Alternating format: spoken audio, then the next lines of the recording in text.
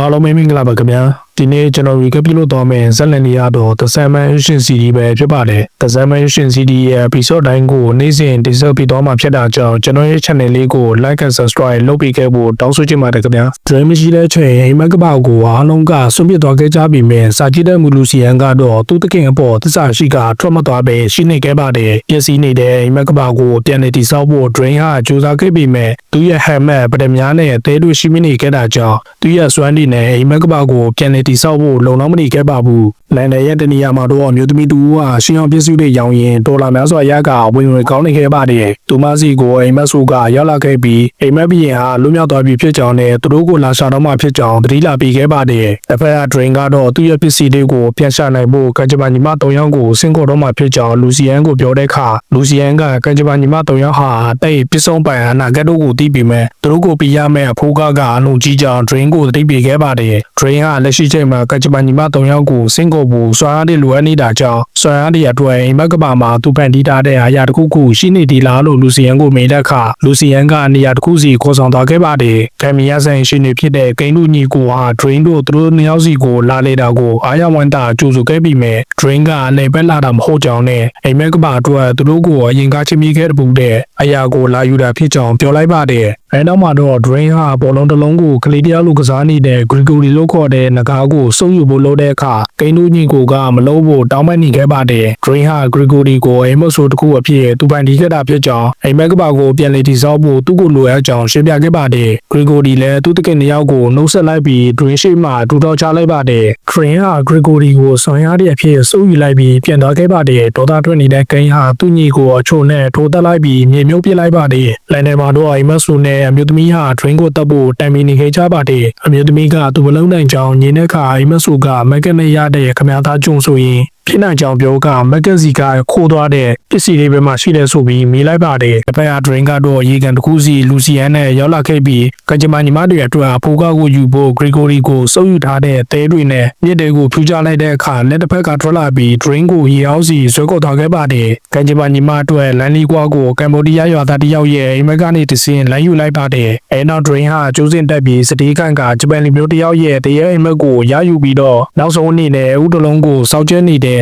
တင်ဆုံးချင်းရှင်းနိုင်ချင်းနဲ့ပြန်လည်မျိုးပွားချင်းသိနေတာဖြစ်တဲ့မွေကိုဖန်ယူကပြန်လာခဲ့ပါတယ်။အဲဒီနောက်မှာတော့ Drain ဟာကန်ဂျပန်ညီမတွေကိုဆင်းခွက်လိုက်ပြီးမွေကိုအဖိုးကားအနေနဲ့ပြီးလိုက်ပါတယ်။ကန်ဂျပန်ညီမ3ယောက်ဟာမွေကိုတယောက်တလဲစီမြို့ချလိုက်ကြပြီးသူတို့3ယောက်စီကနေမိကို3ခုမေးနိုင်ကြောင်းပြောလိုက်ပါတယ်။ပထမမိကိုအနေနဲ့ Drain ဟာသူ့တဲ့အိမ်မှာရှိလေမိတဲ့အခါကန်ဂျပန်ညီမတွေထဲကတယောက်ကလန်ဒန်ကအမျိုးသမီးတယောက်ဟာတစုံတယောက်စီကိုရောင်းလိုက်ကြောင်းပြန်ဖြေလိုက်ပါတယ်။ဒုတိယမိကိုအနေနဲ့ Drain ဟာသူ့ helmet ဘယ်မှာရှိလဲဆိုပြီးမေးတဲ့အခါအမျိုးသမီးတယောက်ဟာကာကွယ်လေစွဲအတွက်နှက်ဆူနဲ့အလဲထဲလုံးလိုက်ကြောင်းဖြေလိုက်ပါတယ်တတိယမိကိုအနေနဲ့သူ့ရဲ့ပထမဟာဘယ်မှာရှိလဲဆိုပြီးမေးတဲ့အခါမိခင်တယောက်ဟာသူ့သားကိုပေးတာကြောင်းပြောကထွက်သွားခဲ့ကြပါတယ်မြေမြုပ်ခံထားရတဲ့ကရင်ကြီးဟာမြေကြီးတွေကနေထွက်လာပြီးသူ့ရဲ့မြေပုံပြီးမှဦးတလုံးကို Drain ဟာသူတို့အတွက်လာထားသွားတာကိုတွေ့ခဲ့ရပါတယ်နိုင်တိုင်းမှာရှိတဲ့အိမ်မက်ဆူက Drain ရဲ့ပစ္စည်းတွေဘယ်မှာရှိလဲဆိုပြီးအမျိုးသမီးကိုမေးတဲ့အခါသူကအိမ်စည်းရဲ့အတွက်တဲအိတ်ကိုရောင်းလိုက်ပြီးပထမကတော့သူ့သားကြုံယူသွားပြီးဖြစ်ကြောင်းပြောလိုက်ပါတယ်ပထမဟာအိမ်မက်တွေကိုအမှန်တကယ်ဖြစ်စေပြီး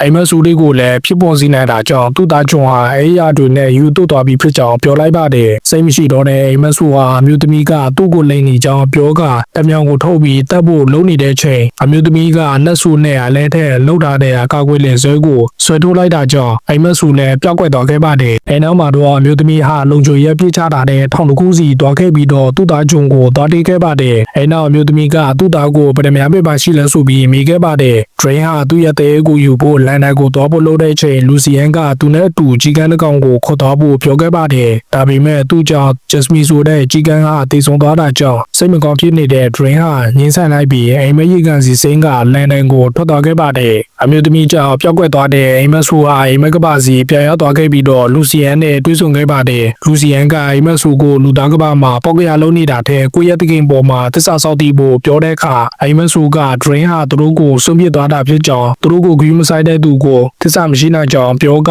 လူသားကပါစီထွက်သွားခဲ့ပါတယ်ဆလန်လီယာဆာမာတော့ကိုစတန်လီလို့ခေါ်တဲ့အမျိုးသမီးတူဟာတက်စီနဲ့ဘုရားကျောင်းစီအပနေဖို့လာရင်လမ်းမှာအိမ်မက်ဆူမန်းတာကြောင့်လိုက်လို့လာခဲ့ပါတယ်ဘုရားကျောင်းကိုရောက်တဲ့အခ အခါဒူးဆန်းတဲ့အဖွားကြီးတယောက်ကသူ့ရှိမှပေါ်လာပြီးမကြခင် drain ဟာသူ့ရဲ့တဲအိတ်တွေအတွက်သူ့စီကိုလာနေပြီးဖြစ်ကြောင်းသတိလာပြီးခဲ့ပါတယ်ခဏကြာမယ်ပဲကိုစတန်လင်းရှိမှ drain ဟာရောက်ချလာပြီးကိုစတန်လင်းနဲ့တဲအိတ်ကိစ္စမီးစရာရှိကြောင်းပြောလိုက်ပါတယ်ဒါကိုဂရုမစိုက်တဲ့ကိုစတန်လင်းကသူ့အလုပ်ဖြစ်တဲ့အပန်းနိုင်ကြီးကိုလှုပ်ဖို့ဖျားเจ้าထဲကိုဝင်သွားခဲ့ပါတယ်ပြည်တိုင်ရဲ့တော်ဝင်မင်းသမီးဟာသူ့ချစ်သူကောင်လေးကိုကိုစတန်လင်းစီအပန်းနိုင်ကိုခေါ်လာခဲ့ပါတယ်ကိုစတန်လင်းဟာကျန်းစာကိုစတင်ယူပိုက်လိုက်တဲ့အချိန်မှာပဲမင်းသမီးရဲ့ကောင်လေးပါဇက်ကနေလက်နှချောင်းဟာထွက်လာပြီးနောက်ဆုံးမှတော့ခန္ဓာကိုယ်တစ်ခုလုံးတစားစီဖြစ်ကမိစ္ဆာကောင်နဲ့လူလုံးထွက်ပြရပါတော့တယ်ထို့ချိန်မှာပဲ drain ဟာရောက်လာပြီးမိစ္ဆာကောင်ရဲ့နာမည်ကိုပြောကငရဲကနေသူ့အမတ်ကိုယူသွားတဲ့မိစ္ဆာကဘာလို့လဲဆိုပြီးမိတဲ့ချိန်ကိုစတန်လင်းကကျန်းစာကိုရုပ်ဖက်ရဲ့မိစ္ဆာကြီးကိုငရဲကိုပို့လိုက်ပါတယ်တစ်ဖက်အကျုံကတော့ပထမလာတောင်းနေတဲ့သူ့အမိကိုသူ့ငယ်ကဘာကြောင့်သူ့ဖေရင်ကလို့အောင်တမျိုးပြီးတမျိုးပြောင်းခိုင်းရတာတွေနာမည်မျိုးမျိုးပြောင်းခိုင်းရတာတွေနောက်ဆုံးသူ့ပေကမေဂန်ဆူတာကိုသူမသိအောင်ဖုံးကွယ်ထားရတာတွေကိုအမှန်တည်းပြောပြရင်ပထမကိုပြီးမဲ့ဆိုပြီးပြောလိုက်ပါတယ်အပနိုင်ကြီးပြီးလို့ဘုရားကျောင်းနဲ့ထွက်လာတဲ့ကိုစတန်လင်းကို drain ကသူ့စီကိုတစုံတစ်ယောက်ကလာရောက်သွားတဲ့တဲအိတ်ကိုပြန်ပြီးဖို့တောင်းဆိုလိုက်ပါတယ်တဲရဲမရှိရဲ့အိမ်မက်တွေမရှိနိုင်ကြောင်းအိမ်မက်တွေမရှိရင်လူသားတွေပြောက်ကွယ်သွားမှာဖြစ်ကြောင်းပြောလိုက်တဲ့အခါကိုစတန်လင်းကမနေ့ပြန်သူရှာပြီးမဲ့ဆိုပြီးပြောကထွက်သွားပါတယ် drain ကတော့သူ့ကိုလာရှာတဲ့ကြီးကန်းကိုတွေးလိုက်ရပြီးလူစီယန်ကလွတ်လိုက်တာဖြစ်ကြောင်းနဲ့သူ့နာမည်ကအမတ်သူဆိုပြီးမိတ်ဆက်လိုက်ပါတယ်တစ်ဖက်ကဂျုံရမ်းမီကတော့ပထမကိုတောင်းနေပြီးမဲ့ဂျုံကတော့အိမ်မက်တွေကိုအမှန်တကယ်ဖြစ်လာစေတဲ့ပထမကိုမပေးချင်ခဲ့ပါဘူးပထမကို drain ကိုပြီးလိုက်ရင်သူတို့သားမင်းကိုခွင့်လို့ပြီးနိုင်ကြောင်းနားချပြီးမဲ့အိမ်မက်တွေကိုအမှန်တကယ်ဖြစ်လာစေတဲ့ပထမနဲ့ဆို drain မရှိတဲ့နေရာကိုဖန်တီးလို့ရကြောင်းပြောကငင်းဆိုင်လိုက်ပါတယ်တစ်ဖက်မှာတော့ drain ဟာကိုစတန်လီရဲ့အိမ်မက်တွေကိုဝင်သွားပြီးသူမရဲ့အိမ်မက်ဆိုကိုမြင်လိုက်ရပါတယ်ကိုစတန်လီကပါနေနေရင်သူမရဲ့တငယ်ချင်းကိုဆုံချိုသွားခဲ့ရတာကိုအိမ်မက်ဆိုပြင်မြင်မဲနေခဲ့တာပါ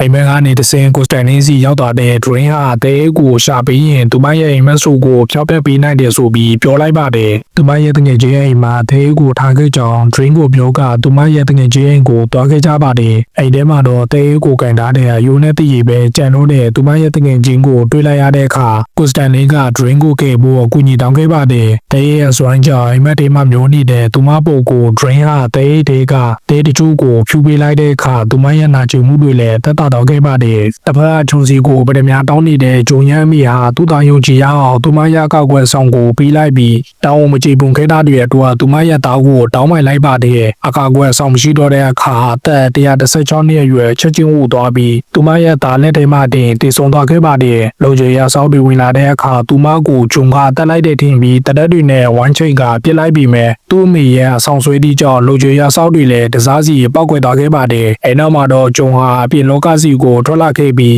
အပြင်မှာရင်းနေခဲ့တာကြောင့်အိမ်မက်ဆူကသူ့စီရောက်လာပြီးကိုအင်ဂျီဘေးကသူ့ရဲ့ခရီးကိုအဆုံးထိသွားဖို့အားပေးလိုက်ပါတယ်အိမ်အပြင်မှာစောင့်နေတဲ့ကိုစတန်လင်းကို drain ကသူမတငယ်ချင်းဟာအေဂျင့်စွာနားယူသွားပြီးဖြစ်ကြောင်းပြောကသူမရဲ့အိမ်မက်ဆူကိုလည်းသိမ်းယူလိုက်ပြီးဖြစ်ကြောင်းပြောလိုက်ပါတယ်အဲနောက်မှာတော့ drain ဟာမက်ထရူနဲ့ဟမ်မတ်ကိုရှာဖို့ငရဲစီကိုသူတို့တွားရမှာဖြစ်ကြောင်းပြောပြီးသူ့ရဲ့တဲအိတ်တွေကတဲတူကိုတုံးကငရဲစီကိုထောက်ခွာလာခဲ့ကြပါတယ်